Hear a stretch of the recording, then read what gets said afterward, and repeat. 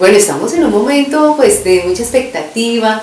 Ya el sábado hubo la primera etapa para la elección del nuevo prelado del Opus. ¿Cómo fue esto? Es la reunión de las mujeres de la asesoría central del Opus Dei, Sí. que son de muchos países, y ellas hacen una presentación de los candidatos que ellas consideran. Cada congresista presenta su voto en sobre cerrado, sí. Y se hace una presentación de esa elección al Congreso General electivo precisamente hoy. Sí, 38 mujeres estuvieron pues colocando sus nombres en ese sobre cerrado. ¿Eso es tenido en cuenta en qué porcentaje?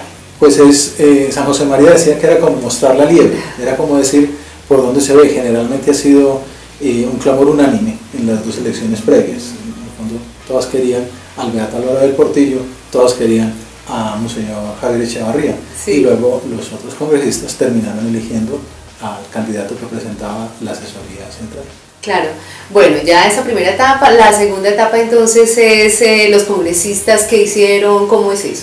Es una elección guardando las proporciones, parecía un cónclave, sí. Porque son congresistas, electores de todo el mundo.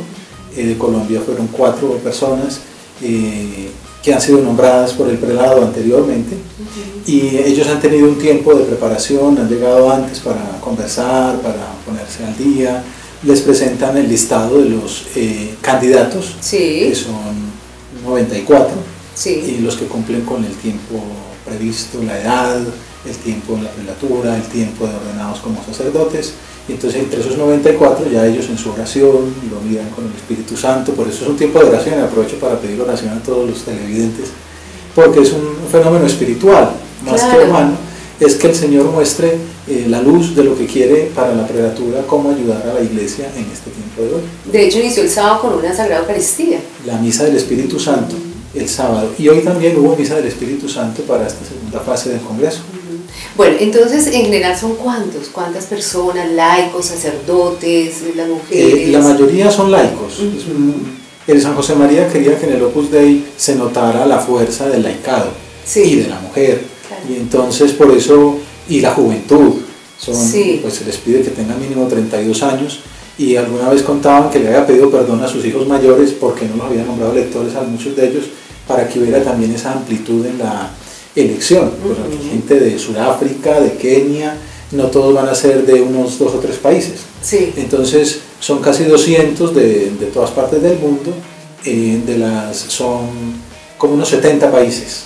Sí. Son 49 circunscripciones, algunas de ellas tienen varios países. Por ejemplo, Argentina forma una sola región con Paraguay y Bolivia. Entonces, son 70 países y unas 49 circunscripciones. De los 94 electores son como de 45 circunscripciones de esas 49. O sea que puede ser un candidato, si el Espíritu Santo quiere, de cualquier lugar del mundo. De cualquier lugar del mundo. Bueno, y en Colombia nos decía inicialmente que fueron ¿cuántos? Fueron 4 electores. Entonces, de los cuales 2 sacerdotes y 2 laicos. ¿Y alguno de ellos, de los sacerdotes? Alguno de ellos podría ser, los 2 sacerdotes podrían ser. Uno es el Monseñor Edman Salcedo, que es el vicario general, sí. El vicario regional de la prelatura en Colombia, y el otro es Monseñor Hugo Puccini, obispo emérito de Santa Marta. Bueno, Padre Luis, ¿y cuáles son esas condiciones pues, que exigen como para que sea nombrado ya prelado? Bueno, se pide el derecho particular del Opus Dei que entregó Juan Pablo II y que estuvo detrás diseñándolo San José María. Tiene unas características de diversas tipo. Uno, espiritual, sí. Las virtudes, que sea una persona piadosa, una persona que destaque por la caridad, por la justicia. También la Iglesia es prudente y se pide que tenga dotes de gobierno. Por eso muchos de estos candidatos son vicarios regionales o lo han sido, sí. O han trabajado en el gobierno central, porque pues hace falta saber manejar pues todos los asuntos pendientes de las distintas regiones. Pero sobre todo es una cuestión espiritual, es un hombre santo. Decía en estos días algún obispo que es una herencia fuerte, porque es suceder a San José María, al beato Álvaro del Portillo y a Monseñor Echevarría, que todos los que lo hemos conocido tenemos una convicción muy profunda de su santidad de vida. Entonces hay que elegir a un hombre santo para suceder a 3 santos. La condición está aún más alta. Bueno, y hay unos rumores que dicen que podría ser el vicario auxiliar que lleva desde 1994 Fernando Cariz. Sí, él es como el candidato de todo el mundo, porque en los dos anteriores congresos electivos siempre han elegido al número 2, como se diría, ¿no? El que había sido mano derecha de San José María, que él mismo lo había formado, en el fondo lo había preparado para que fuera su sucesor, y el número 3 en su momento era José Javier Echevarría.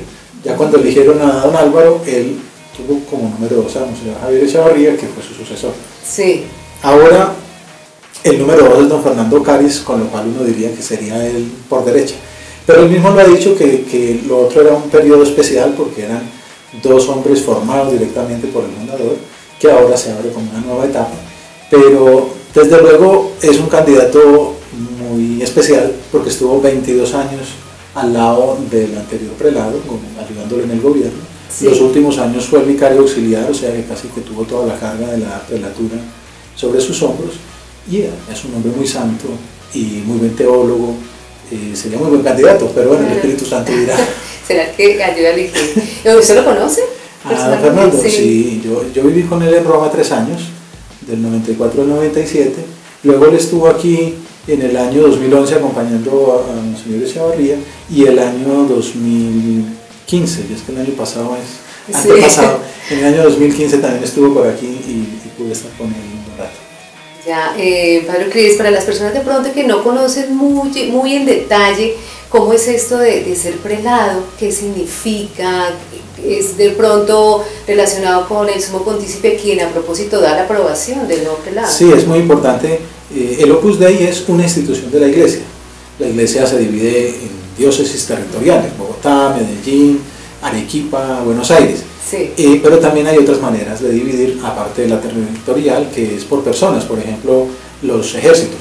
Hay una que es como una diócesis, que es el episcopado castrense. Entonces Colombia tiene un obispo para todo el tema de los soldados de todo el mundo, de todo el país.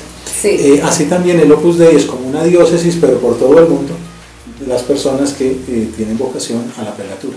Y entonces el prelado tiene esa potestad equivalente a la de un obispo, porque tiene un clero a su disposición que le ayuda en su labor, y un grupo grande, en este momento más de 92.000 personas en todo el mundo, laicos que pertenecen a sus diócesis y que procuran llevar el carisma, que es acercar las almas a Cristo allí donde está, en medio del mundo.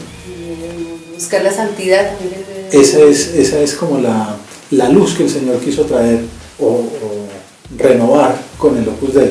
Decir que la señora en su casa, el bombero, el policía, el político, el estudiante, no tiene que salirse del mundo, sino que allí, donde está, puede encontrarse con Jesús.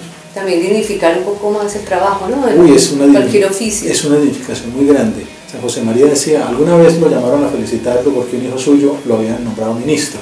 Sí. Y respondió un poco feo, pero a mí qué me importa que sea ministro o que sea barrendero, lo que me importa es que sea santo.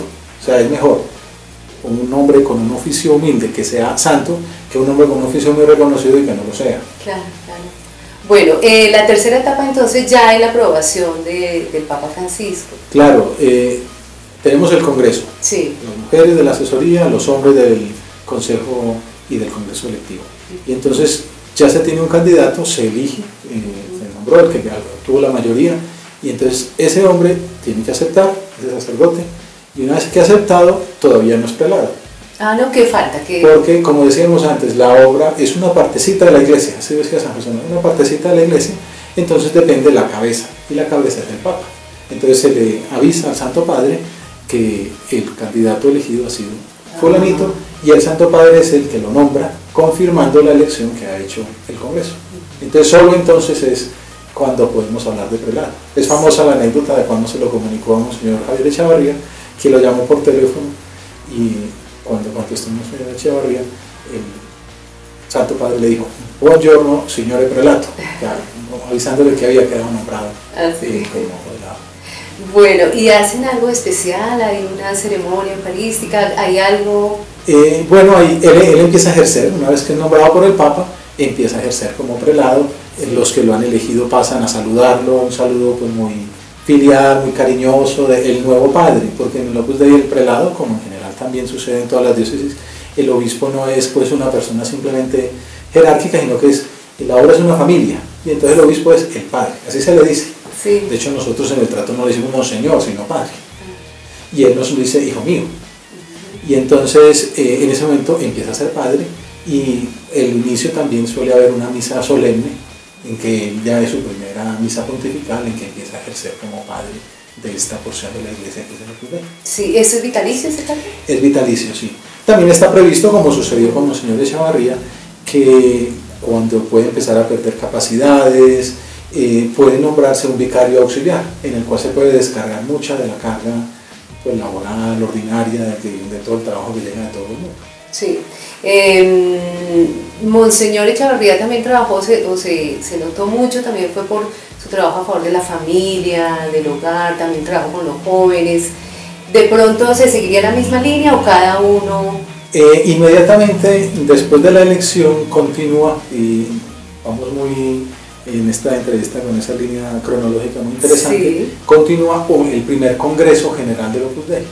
Está previsto que haya cada 8 años un congreso en el que se reúnen estas personas, venían de todo el mundo, y se intercambian opiniones de cómo está el mundo, de cómo está la labor, de qué espera la iglesia, de qué espera la sociedad, que no es lo mismo en Estonia, que en Dinamarca, que en Sudáfrica o en Australia, o en Roma o en Bogotá. Y entonces ese ponerse de acuerdo, qué está diciendo el Santo Padre, qué nos dice la iglesia, qué nos dice el Espíritu Santo a través de los documentos magisteriales, entonces se hacen como unas líneas, una hoja de ruta para el Opus Dei en esos 8 años que vienen. Entonces, inmediatamente elegido el prelado, hay un congreso general para mirar cómo aportar la luz del carisma a las circunstancias concretas de esta temporada. Bueno, y ya para terminar, ¿cómo espera usted entonces este nuevo prelado? Con mucha ilusión, con una actitud de estar dispuestos desde el primer momento a obedecer, a mirar por dónde nos muestra el camino para esta labor tan grande que tenemos por delante. Empieza el sínodo, dentro de 2 años tenemos el sínodo de los jóvenes, sí. la esperanza, la iglesia, la juventud. Yo invito también a los jóvenes que nos están viendo a pensar cómo emplear esta existencia que tenemos por delante al servicio de los demás. Sí. Recuerdo el prelado anterior que pude hablar personalmente alguna vez, y creo que era mi cumpleaños, y entonces me dijo, qué envidia me das ser tan joven y fue hace poco, tener toda una vida por delante para podérsela entregar a Dios al servicio de la iglesia y de la obra.